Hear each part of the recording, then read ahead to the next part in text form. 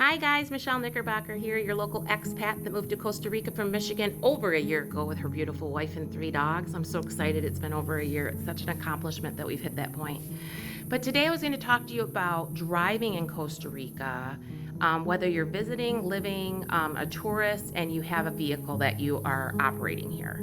There's a couple things to be aware of. One, the sunlight in Costa Rica is consistent year-round. What does that mean? So I'm from Michigan. In Michigan, in the wintertime, we do daylight savings. We have like hardly any sunlight. Maybe like the sun would, you guys know what I'm talking about. Very little sunlight in the winter, comes to summer, and all of a sudden the sun's up until 10 o'clock at night. We do not experience that at Costa Rica. We do not participate in daylight savings time, and we are so close to the equator that the sun rises and sets pretty much between, I would say, give or take an hour within the entire 365 days in a year. So on average, I would always say in Costa Rica, the sun's gonna rise around between 6 to 6:30 in the morning, but it's going to set again between 6 and 6:30 in the afternoon. You get 12 hours.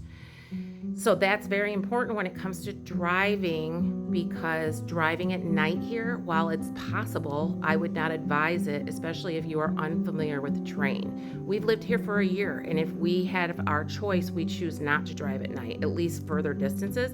It's twisty, turny, windy, windy. It's a challenge when you can see during daylight, so why challenge yourself at night unless you have to, okay?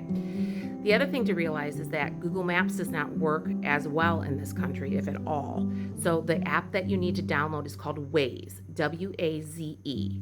That is going to be your go-to in entering where you're starting and to where you're going. And the thing to know here is that I would always put that information in your Waze. So let's say you get to the San Jose airport and you're like, how far is La Fortuna? Because you're like, oh, that's only like 150 kilometers. That's probably only going to take me a couple hours. And then you put it in your Waze and you realize it's a 6-hour drive. And you realize that it's like 3 p.m. and you're just getting out of customs and you're just getting your luggage.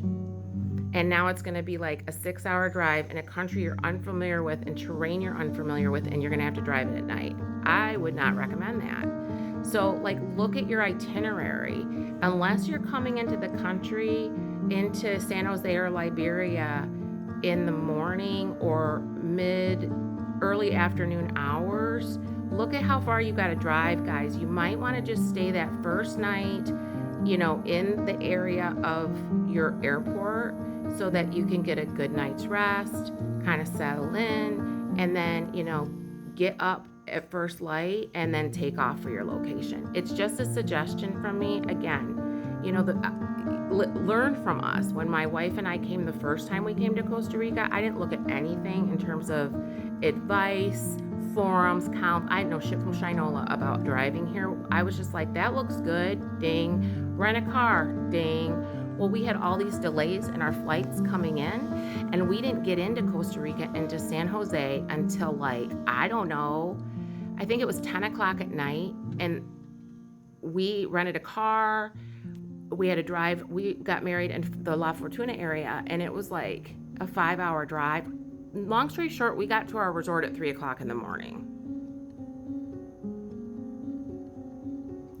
We got there, and then our whole first day, like that we were paying for the resort, we slept. You know what I mean? Like, in hindsight, I wish I would have paid for like a $50 room by the airport, slept the rest of the night, got up fresh, had a shower, and gone to our location. The other advantage of doing that, guys, is that this is the most beautiful country. You can't take a wrong turn. There's not a boring drive to be had.